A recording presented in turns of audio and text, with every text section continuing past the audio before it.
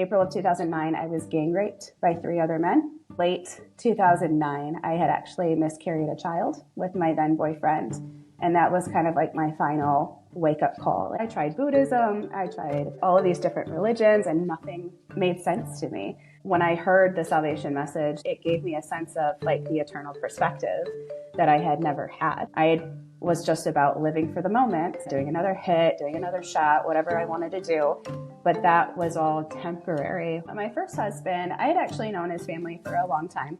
I was like, this guy is great. He just seemed very genuine in his faith. Shortly into the marriage, I found out that he was still like super heavily into pornography. I was like, I kept asking him, like, what are you doing? Like, what's the matter? And he's like, I want to be with her. And I think I love her. There was another girl before this girl. I was like, we can't divorce. We had 2 young children. One was 3 and one was a year old. I don't remember how many days after it was, the divorce was final. And there was a gift that showed up on my front porch. And it was from my now husband, Jonathan. There were so many instances where God was like, this is it.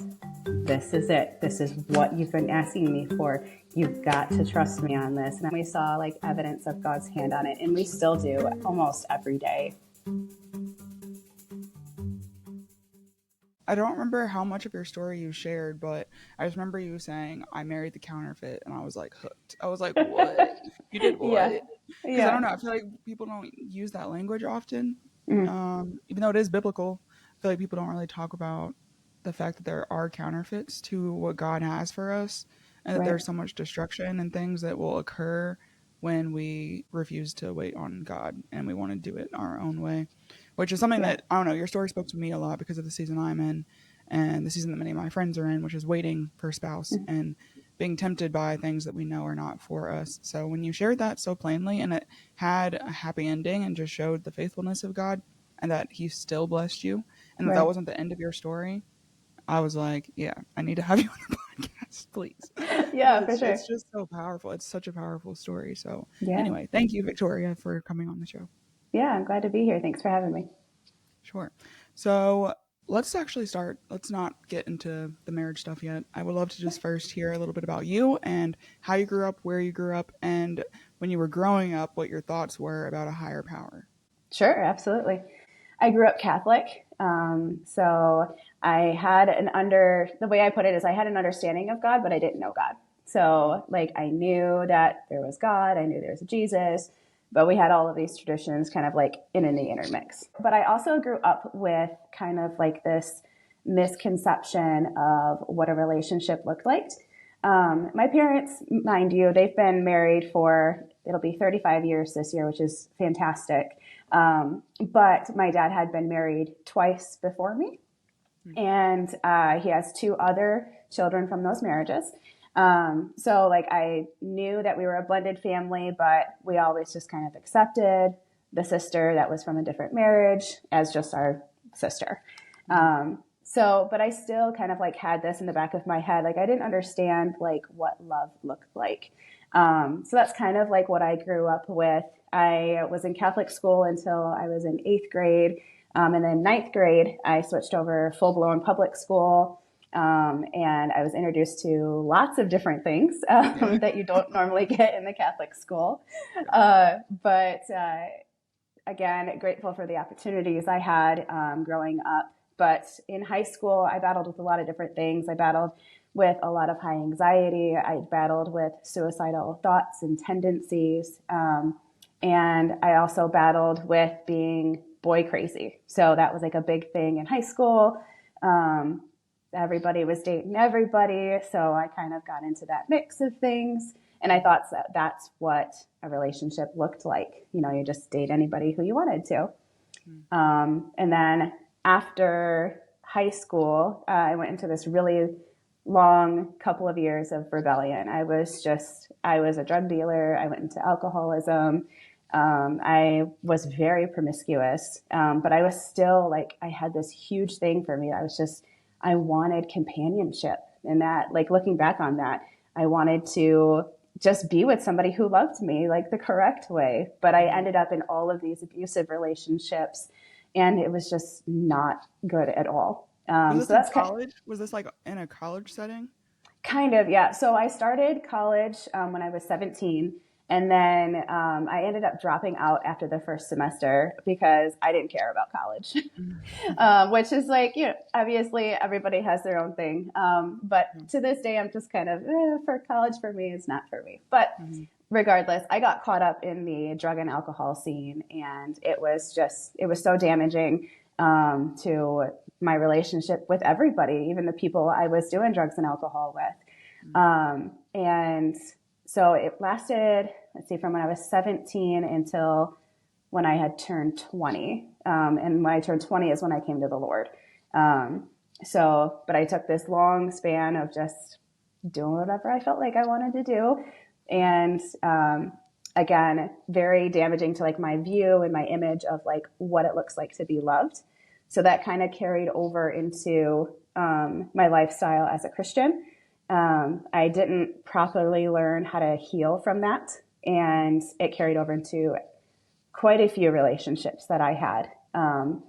And then God started to kind of shape and mold like, okay, this is what love looks like, Victoria.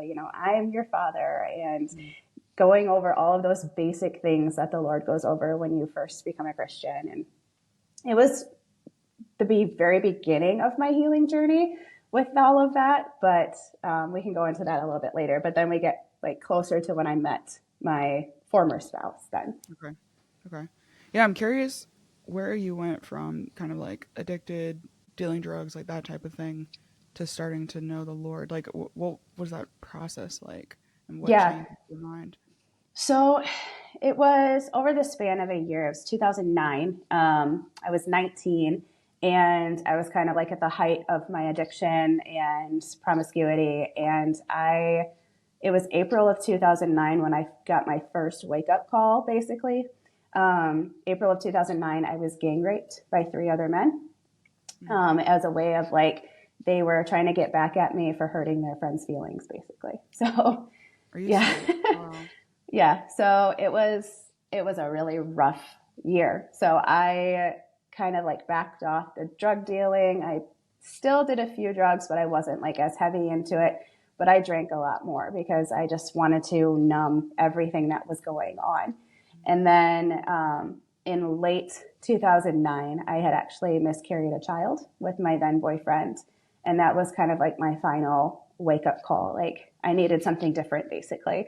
And it was kind of like one thing after another, all within the span of December of 2009, when I had the miscarriage.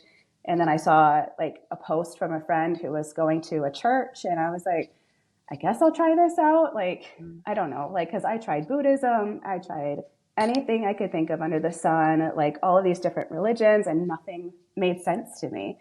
And then remember, it was January 10th, 2010, when I stepped into a church for the first time on my own as an adult. And it was a non-denominational church. And I was like, these people are really weird because I came from a Catholic background, but I was like, I'm going to go because my friend thought it was cool. And I was like, whatever, I'll just go. So we went, and I went to the college group the following Tuesday. That's where I met my now senior pastor. It was 14 years ago. And then the following Sunday, I gave my heart to the Lord because I was like, this is the change that I've been looking for. Like, this is the wake up call that I needed. So, and not that it's been perfect since then, but it's been amazing. Wow. Was it just like the gospel? Because you were saying that those other things didn't make sense for you. Buddhism, these other things you experimented with just didn't work. Was it the gospel that clicked, or what was it that made you say, nah, this is what is real? Yeah, none of those things didn't satisfy anymore. Like we hear it often. It's just those things just no longer satisfied. Like I couldn't take another hit and it didn't satisfy anymore. It was all like, okay, this is like temporary satisfaction, but there's no depth here. Like this is it if I'm just going to keep doing this. So it gave me, when I heard the salvation message that weekend, it gave me a sense of like the eternal perspective that I had never had. Was just about living for the moment and doing, like I said, doing another hit, doing another shot, whatever I wanted to do. But that was all temporary, whereas my gaze fixed on eternity instead. So that kind of flipped from here and now to eternity was what did it for me. Mm-hmm. Wow. Well, I'm sorry, first of all, for your loss and that you were attacked like that. That's incredibly horrific. I'm grateful that your mind didn't go where I think a lot of people's would, which is this horrible thing happened to me. God's not real. Or if he is real, he's not good because look at what Yeah, I've been through. Did right. you wrestle at all with that when you did come to faith? Were you kind of like, where were you, God, when those things happened? A little bit, but thankfully, when I was new to the faith, I had a lot of people that could kind of catch those questions. So that was helpful. And that made it more real for me. Okay. Yeah. So tell me about the husband. What, like, how did you meet him? And I mean, just tell me the entire story, please, in detail. I love Yeah. detail. No, that's okay. So wait, which husband? So my The husband first now or one, the first the one, first one? Okay. yes. All right. So my first husband, I had actually known his family for a long time. We did dance together. So we were part of like a worship dance group.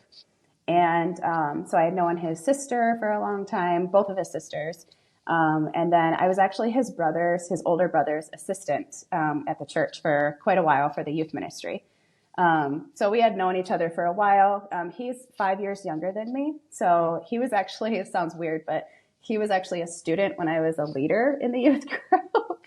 But I mean, it happens. So we didn't start dating though until he was out of the youth group. So I had actually gone to Houston in 2013. I was a streets like children's pastor. And then I moved back home. And when I became his brother's assistant, like I kind of started to see a few things where he was like showing some interest and he was kind of like awkward about it. But back then I thought it was cute. But so when he first expressed his interest was when we hosted a fundraiser called Date Night. It was like this big like soiree for a youth fundraiser. And he like complimented me on the way I was like dressed. He thought I was like beautiful, like those kinds of things. And I was like, oh, I didn't even know you had like an interest in me. Like, where'd you come from? And at that point, like I had not dated anybody in, it was like 2 years already. So like, I'm trying to think like 2.5 years, somewhere in there. And I was like, God, like I'm 25. Like I want to start like, I want to get this on the roll, Lord, because everybody else is getting married. So I was at that point where I was just like, I was I can't even say it now. I was idolizing. There we go. I was idolizing marriage above God. And that was like, again, red flag. Shouldn't have done that. So after he made that compliment, I was like, okay, well, maybe we should start like talking. I don't know, like, because I don't know about a lot about you. I know about you. I hang out with your family, but I don't hang out with you. Mm-hmm. So we started hanging out. We were both leaders in the church at that time, where we were doing a lot with the youth. So I was like, this guy is great. Like, he's really nice. He's very outgoing. And he just seemed very genuine in his faith. But there was a lot of struggle, for us, for like physical struggles. We never like had sex before marriage or anything like that, but we still struggled. We still battled with that. I was still like, even though I had been a Christian for 4 years, like still struggled with some of that physical stuff. Like, I was like, how do I do this? Like without being physical with somebody. Yeah. So we had dated we started dating in like February of 2014. And then I actually broke it off with him it's like September, like late August, early September of 2014. So same year, there was just too much going on. I was like, I'm not sure about this, and I'm not sure if you're ready for a relationship. And the reaction to that from him was not the greatest. He was very like depressed and like, I mean, I was his first girlfriend, so I didn't know how he didn't handle it very well. It was just not good. So that should have been a red flag for me. And there were other red flags like along the way of things that he hadn't been delivered from either. Like still he had a pornography addiction, like those kinds of things. So it wasn't the greatest setup for us. So fast forward 3 months later, we ended up starting to get back together because he had said he had been working on things. There was actual proof that he was working on things. So we started slowly getting back together, and then it kind of fast tracked. And February of 2015, we got engaged. And then from there, yeah, it was fast. Because again, like I was ready to be married. I saw like evidence of the work and everything. And then we got married the end of August of 2015. So it was very, again, fast tracked, but even along our engagement, there were things that were just like total red flags that I dismissed because I was like, it's fine. We'll work on it. I'm not worried about it. Like, it's just a little thing. And again, just excusing those little things that just kept coming up. Again, like the pornography addiction, like would sort of come up a bit. And then, there were like little things like in his character that would come up that was just immaturity there. Like obviously nobody's perfect with maturity, but again, like he wasn't very old. Like he was 19 going on 20. Like he was very young. So there was still a lot that had to be done, like mature wise. We should have dated for a lot longer than that. But we both said that we were ready. So those were kind of like the red flags that we had seen. When we looked like back on everything after everything exploded in our marriage. So, yeah. And then, like I said, we got married August of 2015. And then shortly into the marriage, I found out that he was still like super heavily into pornography. So like that was still like an issue because like for me, I was like, am I not enough like as your wife, you know, like, and our marriage counseling our premarital counseling was not the greatest. It did not, like I was grateful for it, but I was also like, it was not very in depth on like issues of pornography and sexuality. And it didn't get into like dealing with past trauma or anything like that. Like I don't know. It was very surface level. Because especially if a man if his idea of sexuality has been fully formed by pornography and he takes that into, even if he stopped watching it while you were married, like if you're treating your wife the way that you see women treated in porn, that's already not a good thing. Like when I think about my own marriage, I'm like, please Lord, like the premarital counseling for him, but also for me, having watched it as well, like to be able to purge that stuff is critical to having like a healthy sex life. 100%. I mean, and I dealt with it from when I was 11 till when I was 24. So like, I understand the absolute like devastation that it brings into a marriage and into any relationship, honestly. So I totally understand that as well. Yeah. Okay. So you're married. You realize he's still watching, and would you say that y'all were like day to day? Was it like there was a happiness and like a joy in being married, or was it kind of like this underlying awareness that like I made a mistake? There was at first, there was definitely like that honeymoon phase, you know, that people go through. And, but shortly, like I said, shortly after that, it kind of faded out after like the first maybe 2 months. Just because, again, like you said, underlying awareness that there was something else going on that was causing distress too in our intimacy as well. Like it played out in our sex life. So that was hard. Yeah. So where did you go from there? How long, first of all, were you guys married, and how did things kind of fall apart?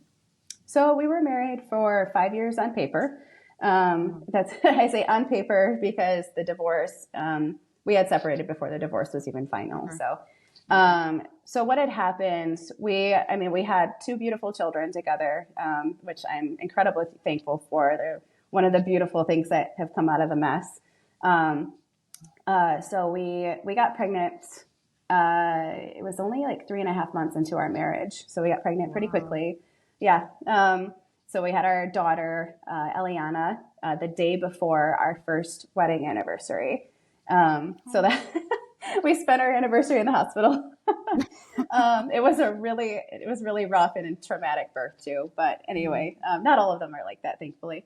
But it was hard. It was hard on both of us. And I had postpartum depression, and that made it hard on him, and it made it hard on me. It made it hard on our family. So it was just a long haul of depression that kind of got swept under the rug. It was just not, it did not get dealt with very well.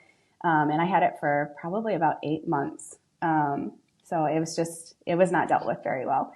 But for those who, I know a tiny bit, but I'm sure many listeners don't really know what postpartum is. Mhm. So is it the same symptomatic wise as just regular depression, or what did you Yeah. actually feel?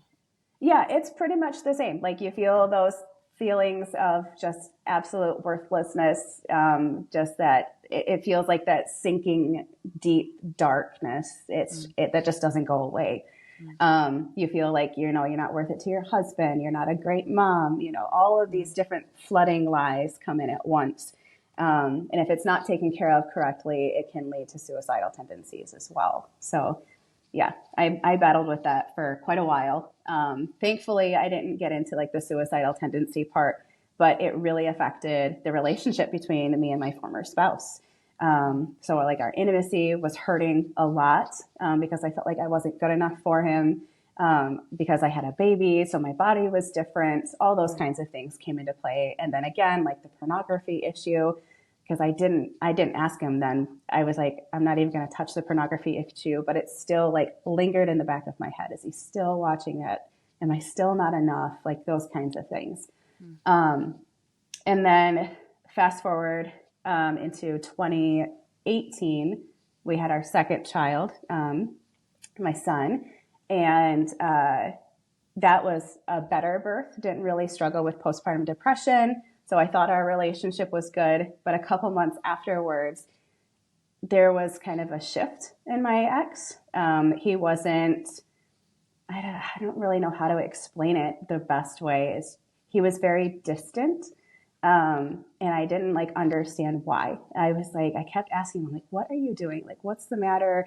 Are you battling with pornography again? Like, what's happening this time? Like, we need to make sure we're communicating. Like, we had been through a little bit of counseling with friends, and we really tried to emphasize communication, but it didn't really work because communication has to be a two-way street. It can't be just one.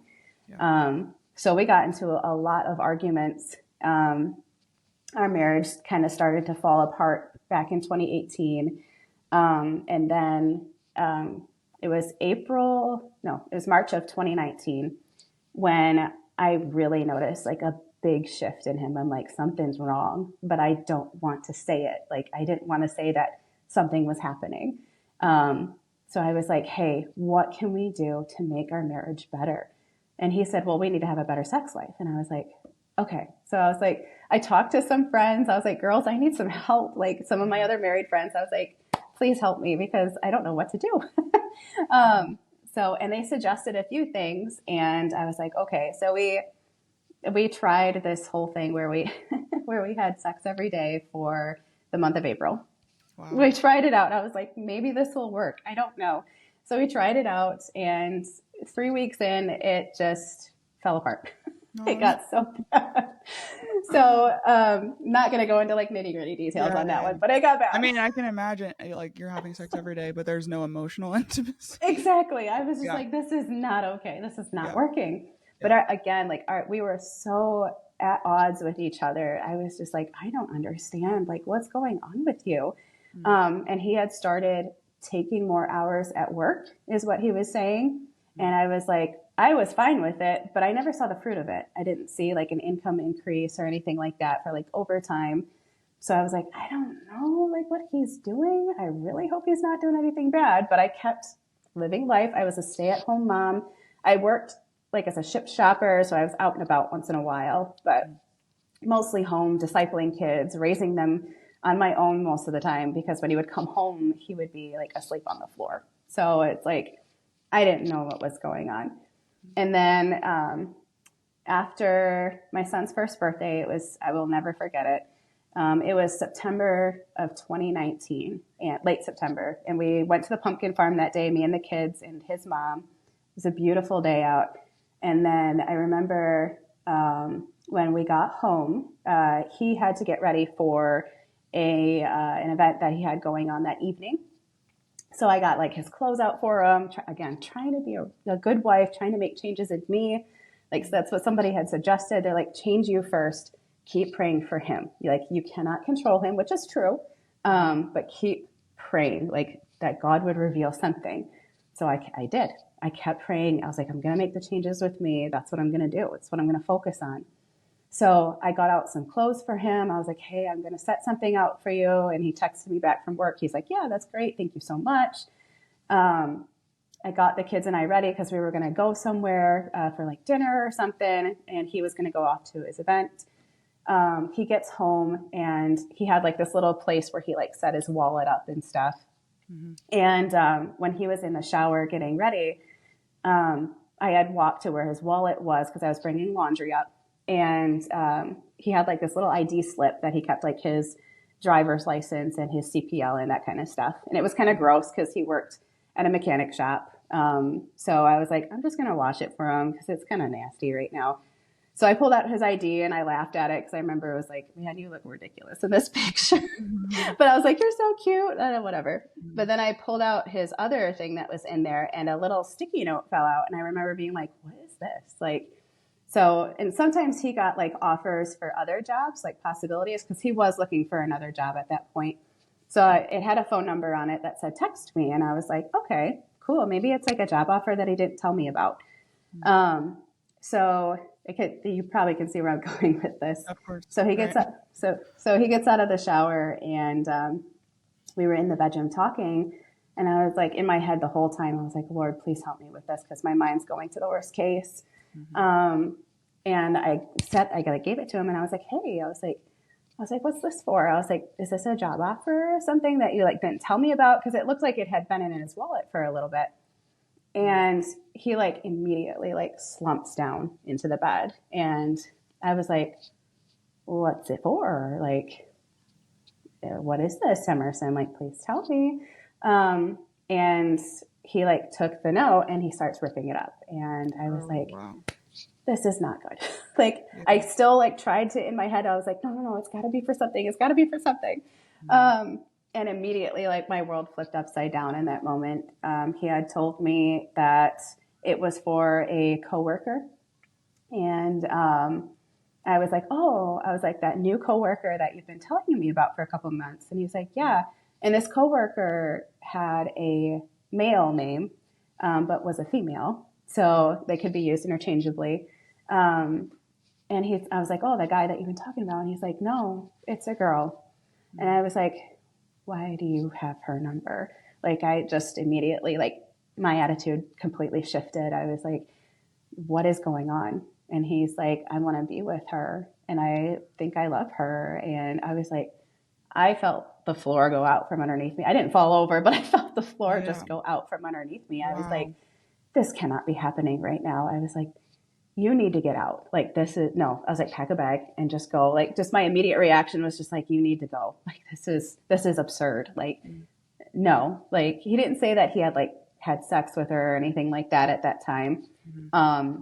But that was the event that triggered everything. So that note was just like the very beginning of the situation. What you saw was the evidence of how it started, but it had progressed by the time you found that. Right. Yeah. So it actually had been a year-long thing since, before that note. There was another girl before this girl. So there were two that I know of. There were two affair partners. Mm-hmm. So we went through absolute hell for the next year.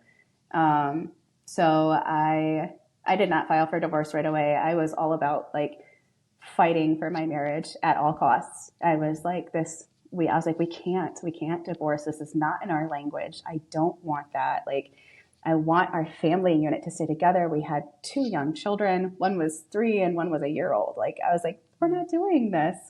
But he continually kind of kept choosing that lifestyle. Like, there were so many different times where like he was either drunk or like he kind of did what I did back when I had my rebellion years. Like, he just kind of went full-fledged, like, I'm going to do whatever I want to do. So it was, I think, about a month and a half later when I finally was like, okay, we need to separate. Like, this is too hard for the kids to see.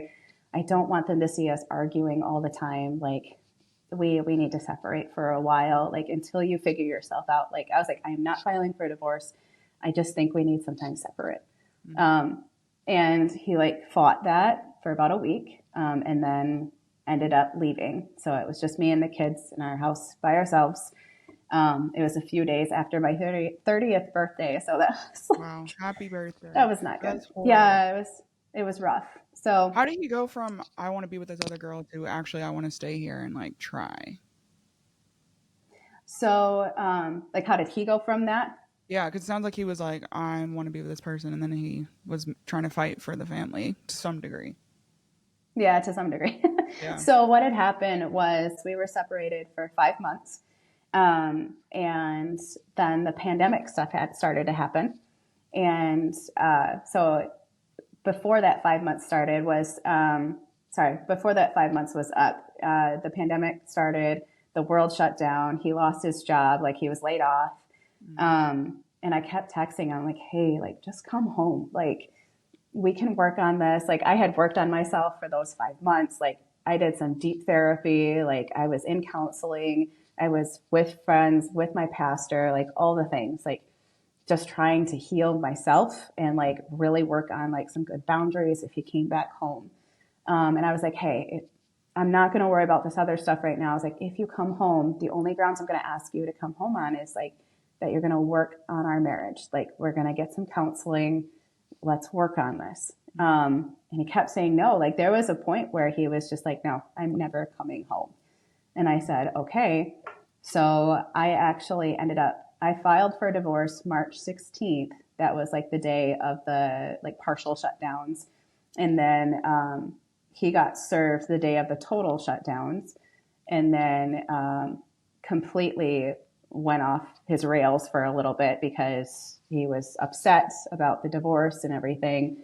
And I told him, I'm like, there's still time, even though things are shut down, they're doing virtual stuff. You can absolutely, we can stop this in its tracks. Like, we don't have to get divorced, but I felt like I don't have anything else to do for you. Like, you don't want to come home. And then 2 weeks later, he actually ended up coming home. So it was April 2nd, and he came home on the grounds of we were going to do marriage counseling together. I found some people who did like new and Vedic counseling because I felt we needed to start with Christ first and move down the line from there with our marriage. So we started counseling once a week, but it did not last very long. By April 18th, I think it was, he had went back to go see the other woman. And I gave him an ultimatum. I said, you can either stop seeing her and work on your family and detox from your affairs, or we're going to continue with the divorce. The choice is yours. I said, you have a week to decide. So he took a whole week. And the day of our last counseling appointment, I said, what's your decision? And I said, of course, I want to fight for our marriage because I don't want to see this family unit split apart. And then that's the day he told me, he said, I think we're done. And I was like, okay. Sounds like we have to tell our counselors that. So we told our counselors. He seemed like he was really upset, and then he wasn't upset. It was very hard. How did you feel? At that point, it was almost like a sigh of relief for me. It was like, I don't have to fight anymore. Like, I can still try because we're not divorced yet. But I was like, I don't have to, I can fully release it into the Lord's hands, because I tried to release it to the Lord's hands, and it just wound up with, it got out of control really quickly. Yeah. It was like you did your duty, and Yeah. like biblically you were truly in the clear. It's like I've Exactly. tried in full. Yeah. Right. Yeah. So yeah, that's kind of like in a nutshell what happened. Okay. My gosh. That's painful though, I would think. Like, I don't know how much rejection you felt, but to feel like Oh yeah. the person that made this vow has just decided to go. I mean, I guess you could see plainly that it wasn't about you, that he was rebelling entirely against God, that he was drinking and doing all sorts of stuff. Like, he was Right. in his own kind of prodigal season, so it's not surprising that he was Yeah. stepping out on his marriage, but still, I can only imagine the heartache of he's walked out on our family. Absolutely. Yeah. Yeah. There was that when people talk about the dark night of the soul, that was it. That was it for me. Like there's so many instances between October and March that I don't remember because I was in such a depressive state. Like I had lost 15 pounds in the course of 2 weeks because I couldn't eat. I could not sleep. I don't even remember how I took care of the kids. Like there's just so much. Yeah. I don't know. Yeah. Wow. So during that season, were you kind of like, God, how did this happen? Like, how Yes. did we get here? Yeah. Of course, of course. There was a lot of, I guess you could call it soul searching. Hmm. There was like, okay, God, like what led us here? And I actually became a part of a group called Divorce Care. They help people who are going through both separation and divorce. Their ultimate goal is, of course, to see the family reunited. But obviously, they understand that they need to care for the people who are already divorced too. But I became a part of the group, and that was one of the hardest things that I had to do was look back on my former marriage, or look back, excuse me, on my marriage, and Hmm. see the places where I messed up and what I contributed to the dissolving of our marriage as well. Hmm. That's interesting. I don't know. It's almost controversial, even maybe, like when you're not the one who left, to even Right. be told like the suggestion that like maybe you played a part in this falling apart. But I mean, yeah, I guess marriage is obviously two people. Hmm. That's tough though. That's Yeah. tough. So did you Yeah. feel like you got answers to that prayer then of like how did this happen? God was bringing Yeah. that clarity of here's from Absolutely. my perspective, kind of how Yes. this went. Yeah. Yep, absolutely. It helps pull me out of that kind of like hole of like tunnel vision that I had where I was like focusing on like what he was doing. And Mm-hmm. God kind of see me like, he's like, here's the big picture, Victoria. Here's what I'm doing as well in the midst of all of this. And it was so beautiful. Even though it was like I said, that dark night of the soul, like God totally was, he was like literally in the midst of my room sometimes. Mm-hmm. Like I just remember staying up to like 1, 2 o'clock in the morning and just praying and worshiping. And there were times where I could literally feel the manifest presence of the Lord in my room by myself. Like it was amazing what God did during that season too. Even though he was showing me all these things, showing me the bigger picture, he also showed me like what he was doing in that season too. Wow. Which was what? Like, what exactly was he doing? He I don't know how to explain this one. This is just wild. So Yeah. it was just always, again, just like mind blowing things. Like, obviously, he was like deepening my relationship with him. That was like the biggest thing. Mm-hmm. Because I thought I had a deep relationship with him. I was like, Lord, I've been following you for 10 years. But God was like, you have not known me to this level yet. And I was just like, okay. But he was also forming relationships with other people that I had like lost track of for a while because of what was happening in my marriage. We were creating an atmosphere of worship in my home, like that had not been there. The bond with my children, like looking from then even till now, has just been amazing what the Lord was doing with that. Because it was just the three of us. And I had so much more time to just literally sit down with them and learn who they were and who God was creating them to be and still is creating them to be. Like just and the way that he set me up to learn how to trust him too, that was just mind blowing to me because, like, for instance, there was the day after he had gotten served, he took $3,000 from our bank account and only left me with a mortgage payment, and that was it. And I was like, Wow. and this was the pandemic. I'm like, I'm not working right now, Lord. Like, what am I going to do? Like, I don't have enough money to provide for my kids now. Like, I was just weeping in front of the Lord. And I heard this voice I cannot describe. Like, it was so audible that the Lord was saying, trust me. Like, I've got this. I have you. I've had you this whole time. And I kid you not, like 5 days later, I got the $3,000 plus an additional 600 like into my bank account just randomly. I was like, where did this come Wait, from? what? You don't even know? Yes. I don't even know. I was just like, this is wild. But like, it was just in those instances, like God was showing me, I'm going to provide for you and I'm going to take care of you. You just have to, in faith, trust that I'm doing this. And I was like, oh gosh.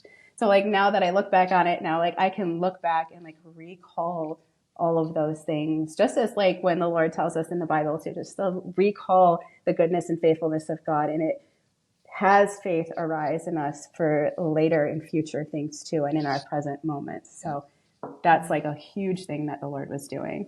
Wow. That is so real, because he will sometimes just, you'll see him like take things away, obviously to give them back. But it's for that in between where he's cultivating the faith, where it's like, do you trust me or do you trust what you can see? Like, do you trust what you have or do you trust me?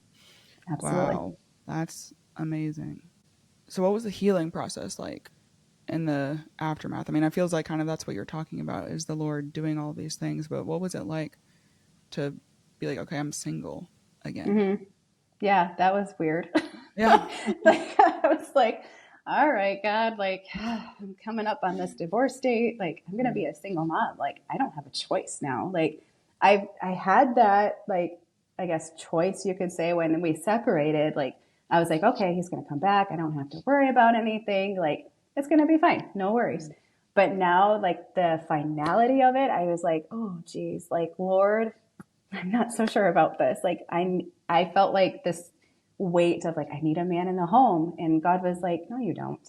You remember how many people I've placed in your life during this process? I was like, okay, this is true. Like, because I had so many spiritual fathers in my life too. And like so many like spiritual brothers and sisters that have walked alongside of me during this whole process. And even before that.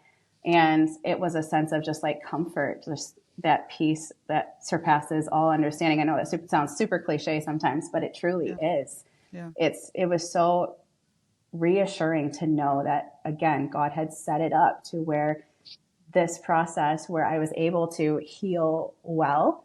I'm still healing from some things even to this day, but to go through the process to really dig in my heels with the Lord and come to grips that, yes, I was going to be a single mom. Yes, I was going to be by myself in this house by myself and not know how to take care of anything. But the Lord continually provided in that season. Like if something broke, I could call somebody and they would come and fix it for free. Like just little things like that, just reassurances of like, I was going to make it as a single mom and as a single woman again. That's awesome. Yeah. It's also like, I don't know if those people were Christians, but I'm just thinking about the hands and the feet of Jesus and what that actually looks like when we're living like biblically, like when our social lives actually look like they're meant to. The New Testament vision of family, Right. and the New Testament vision of community, and Right. it not just being the tiny nuclear family, which is actually such a Western thing, like that it's just the parents and the child, and that's what family is. That's not, we didn't get that from God. Like marriage and kids, beautiful, like beautiful thing, gifts from God, but the idea that that is the ultimate is like, where did we get that when it's really like it's the larger, I don't know. That's beautiful that you were able to kind of tap into that and experience community truly and people showing up for you. Yeah. Absolutely. Yeah. I could not have made it without the community that I have from my church family. Like it was just beautiful. It was amazing. Like you said, like, yes, marriage is a gift. The nuclear family is absolutely a gift. And I'm so thankful that I have that again with my new husband. But the community that rallied around me, my brothers, my sisters, my aunties and uncles in the faith, and the moms and dads in faith, it was just amazing. I just cannot be more thankful of the community we have here. That's awesome. That's awesome. So when did you start to think with the language of counterfeit? Was that only after you met your now husband, or were you starting to already realize like, I married the counterfeit? Yeah, basically. So I did not think of that like super long ago. It was maybe a year ago when I really like started thinking about that. Like I had like not used that same terminology when I married my now husband. But like, I kind of like had that idea of like, man, I really settled. Like, cause I was so ready to be married. And I had all these pressures from all around because all these friends were getting married, which was wonderful. But I now looking back at it, and I use that terminology because it was truly a counterfeit. I settled, which again, like God used it, but at the same time, it was not the right thing for me. And not that that's an excuse or anything to get divorced either, because again, like that's not designed for marriage. Divorce was not supposed to be, but I did settle. And again, that was not the right choice for me. I think that is sadly the story of a lot of people. Mm-hmm. I think that's sadly. What would you say to someone who is wondering if they're settling? Like, I mean, you had those early red flags, so I guess it's kind of evident. Is like Yeah. you saw these things and you were kind of like, but I really want to be married. But there is such a pressure, like you're Mm-hmm. saying, Yeah. for women, especially I mean, I think it's mostly, I do have guy friends who really want to be married. Like I have one Yeah. friend in particular who's like, he wants to be married so bad, but I think it's kind of a different thing for women. Like, I think that there's an internalizing of, if I'm still single, what's wrong with me? Like, am I not Mm-hmm. desirable? Like, it becomes this thing. So I think for a lot of women, they kind of want to prove to themselves and everyone else that they are desirable by getting married, even if it's not to a guy who's for them or who even Right. lines up with their desires, really. But it's Yeah. marriage. It's like it's marriage. So at least I'm married. Yeah. One phrase that my senior pastor says to people who want to get married like super quickly is, or excuse me, people who want to wait really long to get married after getting engaged is like, do you want the wedding or do you want the marriage? Like digging your heels in a marriage. What's more important?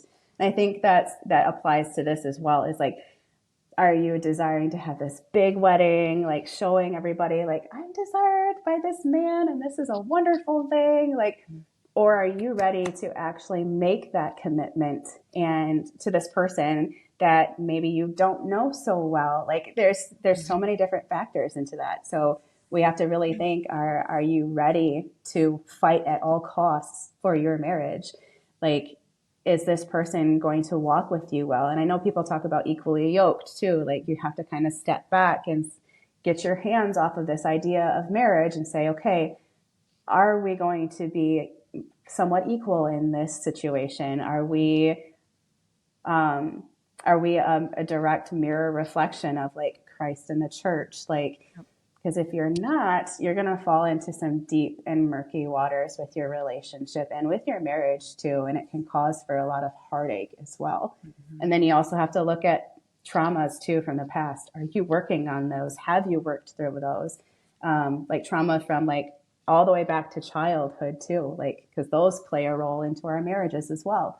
So like there's so many different factors that you have to like, again, step out, look at the bigger picture, look at the person, look at yourself, and ask the Lord, like, is this okay? Like, are we going to be okay in our marriage if we continue forward in that direction? That's good. That's good. Yeah.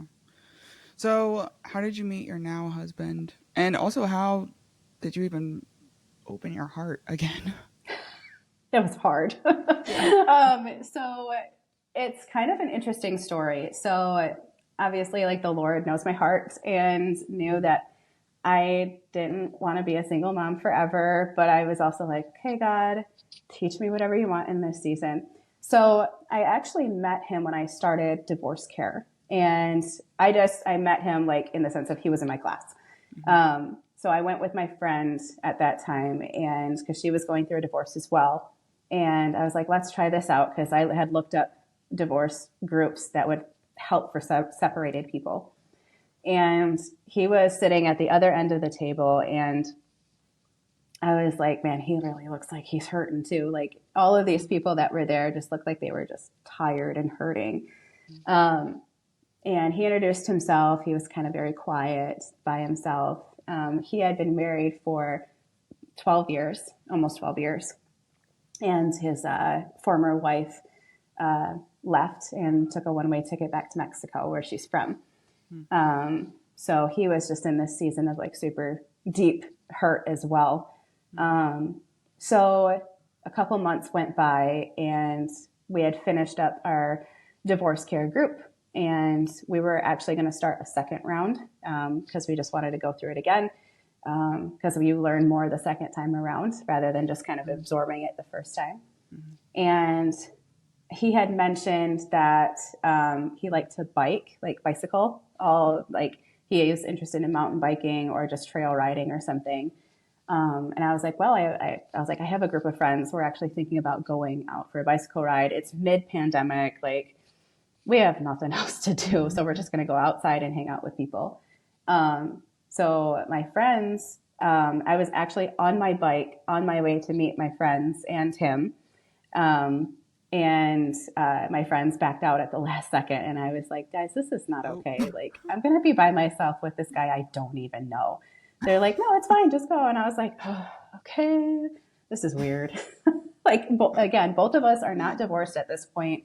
And like, we ended up going for a bike ride and it was fine. Like we have this big loop trail around our city.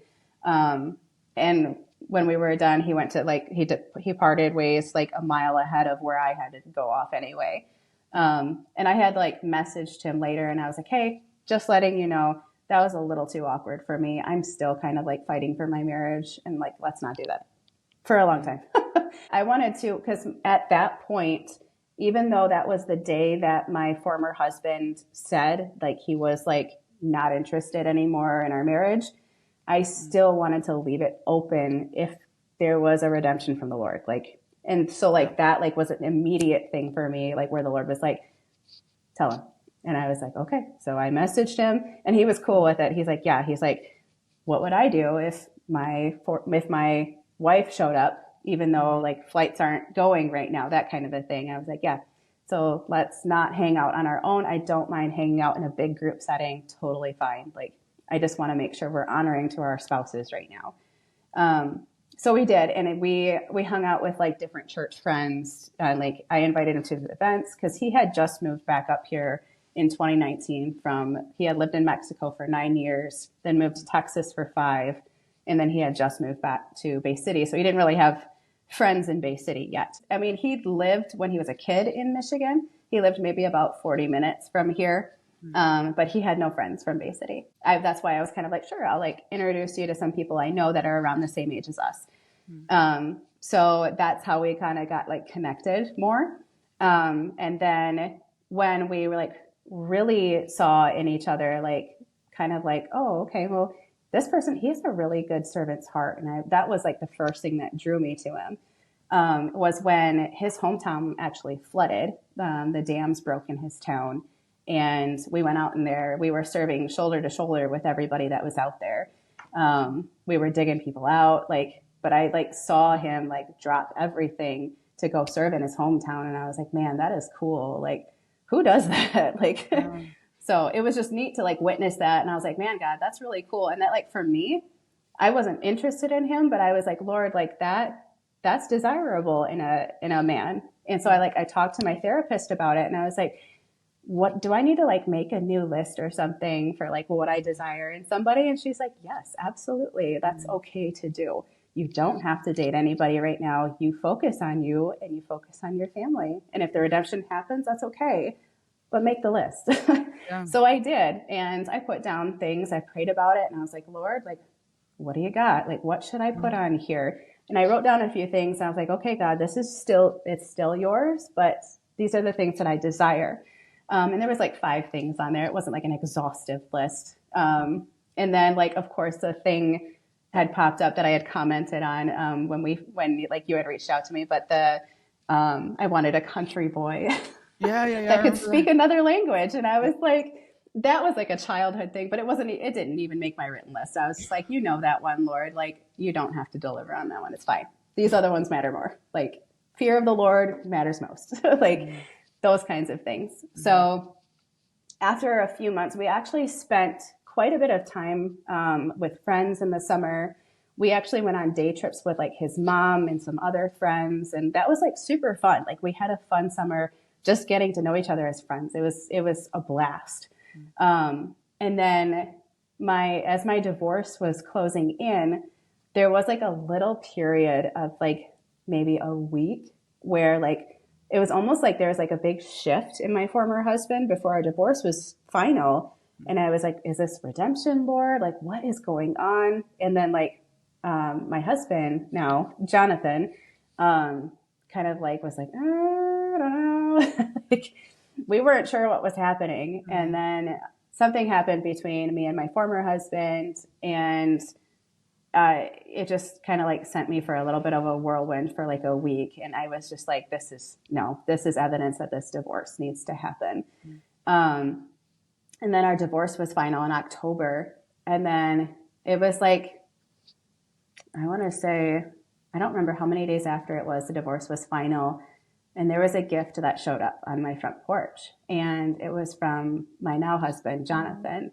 Mm-hmm. And it was, I couldn't even open it. I just like, I saw who it was from and I just started crying. And I was like, Lord, what is this? Like, why? I don't know. And I like set it aside and I was like, I'm not going to open it. I'm not going to message him. Nope. I'm just going to leave it there. Like, and then I finally opened it and it was the sweetest, most thoughtful gift. Like, it was like, now that I'm like turning a new page, because it's like, he reminded me, I remember the letter, like he reminded me that God's not done with my story. And it was just one of those things where I was like, what are you saying, Lord? Like, like this feels very final to my story, but God, you're obviously still working. Like, so, and it ended up being over the course of the next month, when it kind of closed in on my birthday, I talked to him about like my birthday last year was absolutely atrocious. Like, that's when I told him we needed to separate, like all those kinds of things. And he had it in his mind. I didn't know that. He was like, I'm going to make her birthday great, even though it's the middle of a pandemic. Yeah. So I woke up again on my birthday and he had left again a bouquet of flowers and a wonderful, thoughtful gift. And it's not just like surface level gifts with my husband either. He does the best gifts. He is the greatest gift giver on this planet, I swear. But he's so thoughtful. Like, he remembers conversations from a year ago about something I had mentioned, and then he gets it. And I'm like, who are you? So we kind of started expressing like that interest in each other by like the mid to late November of 2020. We were kind of like exclusively seeing each other. Wait, but very like when did the shift happen from friendship to romance? So I don't know how to explain it. It was like the 6-month anniversary of when the floods had happened, and we were walking down by like where the dams pushed through, and like just we were in deep conversation, and on the way home, like he like reached over for my hand, and I was like, I'm not sure about this, but okay. I was like, just again, like my heart was so like shut off still. Like I was just like, I couldn't, like the way I described it to him was like when he gave me a hug, like I was so closed off and so desensitized to feeling affection. I was like, I can't even feel you hugging me like this. I feel so numb. Like I don't know how to love again. Like, so, and he understood that, thankfully, because that was one of the qualifiers on my list that I had written was like, God, I want somebody, unfortunately, like, I was like, I don't want somebody like to go through this, but it would be great to have somebody who has been through what I've been through so they could like empathize and understand what it is to be cheated on and how I've healed from that and what I'm still going to face, like those kinds of things. So, and he did, like, he totally understood what that felt like because his former wife cheated on him and he was still dealing with that. But that's kind of like where that shift happened for us. And like, we had some good conversations about it and we're like, we're going to take this slow. I was like, because we don't know where we're at with everything. Like, we need to make sure we're healing well from our former marriages and what we've been through. And we did some really good deep healing work. That we're, again, not perfect and we're not at the finality of that healing yet. But we chose to dig our heels in and really do some dirty work on healing during our relationship. We went through a book called How We Love, and it was like super amazing. We're still not even all the way through it because it takes so long to go through this book. But it went even all the way back to like our childhood to like help us heal from like childhood trauma and stuff like that. But that's kind of like where our relationship started. We made it official in April of 2021. Again, like kind of taking things more slow. And then the relationship just kind of like blossomed from there. And we ended up getting engaged at the end of 2021.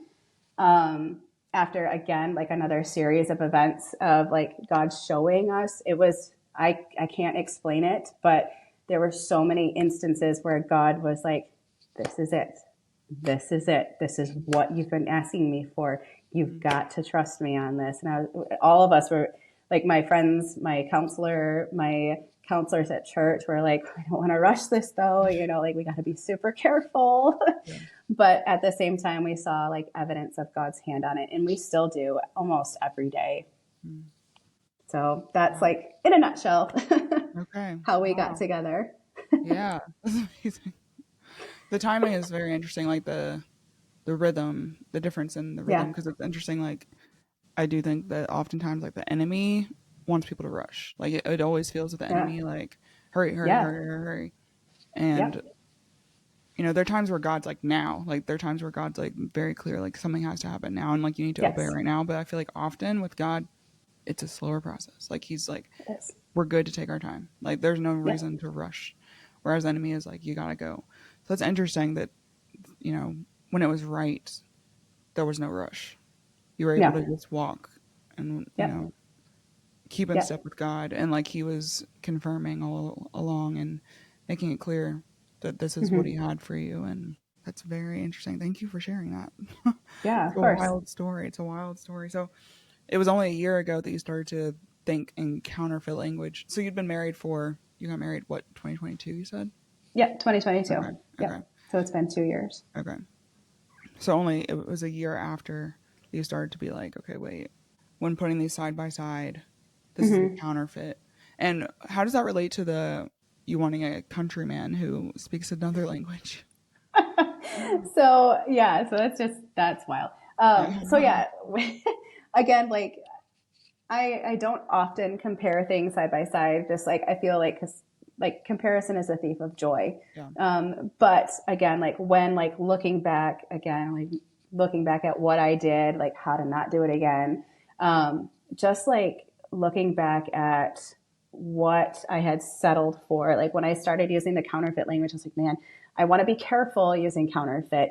But at the same time, I feel like it was the truth because again, like I had settled for what I thought was like a good man of God. I thought he was following the Lord. I thought he had a really good servant's heart, like a really good attitude. Like there was all of these things where I was just like, it was missing the mark, honestly. Like, obviously he's growing now that we're divorced and everything. I don't know about like his personal life or anything. So he may be different now. But like back then it was just like settling for, like I said, with the little wish that I had as a little girl to marry a country boy who spoke another language. Like he could speak some of a different language, but it was like really broken. Like, and it wasn't super great. Yeah. And I thought he was kind of a country guy. He grew up out in the country, but I was also like, I don't know about this. Like he likes the great outdoors, but it wasn't like the country boy that I was like looking for. He actually hated like country music, and I love country music. But so when it comes to like what I have now, my husband is a straight up country boy, like loves country music, but he also loves like mud bogs and races like I do. And I was like, this is great. Like, I didn't think I'd ever find this like in a Christian man. And then he fluently speaks Spanish because he lived in Mexico for 9 years. Right. So like that for me, I was just like, I didn't ask for this to happen, but the Lord provided that one, like just without me, like even having it on the list. That's So amazing. It's yeah. just like the Mm-hmm. the detail, like the way that the Lord pays attention to those Oh, tiny little, 100%. like the little prayer of a child, like a country boy who speaks like, and then it's like exactly Mm-hmm. that. Oh no. Yeah. It's Yeah, okay. that's powerful. That's Yeah, really absolutely. And he does pay attention to those details because again, like he provided somebody too who had been through what I had been through as well, like really similar stories. So again, he pays attention to those details. He does not pay attention to those details. He's a good father. he So a is. good father pays attention to details. He is. That's so Hmm. true. Wow. I appreciate this a lot because it's just a testament to how God is faithful every time. Like Yeah. every time. No, and even if we mess up in a way, we know God uses all things for the good of those who love him and are called Hmm. according to his purposes. And I think Hmm. sometimes it just sounds like words. It's like, yeah, God will use it, but it's like no, he'll actually like the bits and pieces of it he'll use. Like it's like I feel like Yeah. sometimes it's like he makes a like a mural or something out of like these broken pieces. Like he'll make a, what do you call that? You know what I'm talking about? Yeah, mosaic. Mosaic, yes. Mm-hmm. Yeah. Yeah. Yeah. It's like he'll take these pieces and do something beautiful. Yeah, absolutely. And I think about like what I've faced and like what I've been through and like the fruit of what God was doing in that season. Like that was definitely a pruning and a shaping season for me. It still is, but um, the fruit that has come out of that, like my husband Jonathan, he was infertile in his former marriage. Like he and his former wife were never supposed to have children. They were married for 13 years and never had kids. And he wanted to be a dad since he was a teenager. And now he has a daughter. That's his biological daughter. Wow. Like she was not supposed to happen. What? And yeah, so again, there's just this, and I can't even describe to you the joy it brings me to watch them interact together. She's 17 months old almost, and he always wanted a baby girl named Robin. And again, God pays attention to details. Her name is Robin Joy. So it's beautiful what God has produced out of that season. That's so amazing. Yeah, just wanted to like encourage you with that. Like God produces some absolutely beautiful things as he puts all of those pieces into the artwork. And sometimes we don't see the artwork completed until we're at the day of our completion too. So it's true. Yeah. It's true. That's amazing. So this is like the surprise baby of a lifetime. Like he's supposedly sterile and then it's like, oh, baby. Yeah. That's amazing. Yeah. Like he showed me all of the paperwork too from because he did all the fertility testing in Mexico. And he was not supposed to have kids. So, yeah. That's amazing. Yeah, God, he favored our relationship. He favored him in like, just because we continue to honor him in everything we do. And it's just been an amazing blessing. It's not been without its trials, but it's been an amazing blessing. That's awesome. What is it like having a blended family? So that's a whole nother level.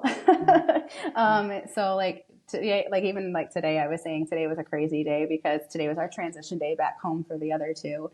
But it's beautiful. Honestly, it's hard, but it's beautiful. So with my husband, he has this opportunity to disciple these two children who aren't always discipled. Like they go to church and everything with their dad, but I don't know like the level of discipleship with their dad. They say they don't do like as much discipling as we do in our home over there. But he has this opportunity now where he had no chance of children and now he has 3 children.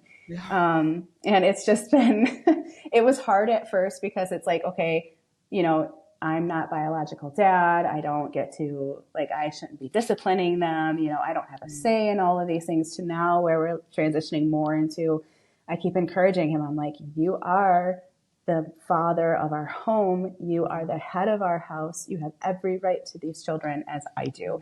I might be their biological mom. You might be their bonus dad and you're not their biological dad, but you still are able to disciple them, to raise them correctly. We have a household of rules for them. Like, this is it. Like, this is okay. Like, so it's been challenging, but it's definitely been a blessing for my kids to see that what a healthy marriage can look like. Because my oldest, she remembers all the fighting that happened in my former marriage and the fighting that went on between us and sometimes the things that still happen between her dad and I. But now she gets to see like this healthy home, this healthy marriage, one that fights fair, has stability, and has God as its foundation. So it's been really good, but it's been a lot of work, of course, because marriage is work. And we faced a lot of trials at first. My husband got really sick right off the bat. He had a thyroid storm right off the bat, so we were dealing with blending. And then he got sick a few weeks later. And then we found out like 2 weeks later that I was pregnant with our daughter. Like we got pregnant very quickly. We didn't think we were going to get pregnant. So why use any kind of form of protection or contraception? You're super So fertile. You got pregnant the first time 3 months into your first marriage, and I then guess, Wow. yeah, I'm grateful for it. You know, I'm Yeah. grateful to bear children, Yeah. but yeah, it was a shock. I was just Yeah. like, oh wow, okay, well, Wow. this is definitely an act of the Lord. So, which is totally fine. Like she's a great and beautiful blessing to our home. So, but yeah, so we faced so many things. We thought we were actually losing her at first, Mm. because I ended up having a hemorrhage happen. So like she again, like we don't know what the Lord has for her life, but it's clearly something that the enemy wanted to stop, For sure. because we almost lost her. We were very close to losing her because of the amount of things that were happening with me. Mm. So we went through all of that within the first like month or so of our marriage, and it was hard. There was a lot of trust issues that we still had to work through. Mm. But being 2 years down the line now, it feels like we've been married forever because we're in our mid 30s. Like we have 3 children. Like Mhm. so, but it's still not without its like challenges, even though it's incredibly blessed. So, but the blended family aspect has been amazing. We actually connected with a blended family ministry in Texas, Blended Kingdom Families. They're super cool. And they've helped us through a lot. Their podcasts have helped shape and form how we view our blended family and how we co-parent too. That's amazing. Yeah. Wow. Well, Yeah. thank you so much. This has been super encouraging to me, and I pray it will be Yeah. encouraging to those listening. And a Absolutely. reminder of God and just how consistent He is in His love for us. It's really powerful. Amen. So, Amen. thank you. Yeah. Thank you.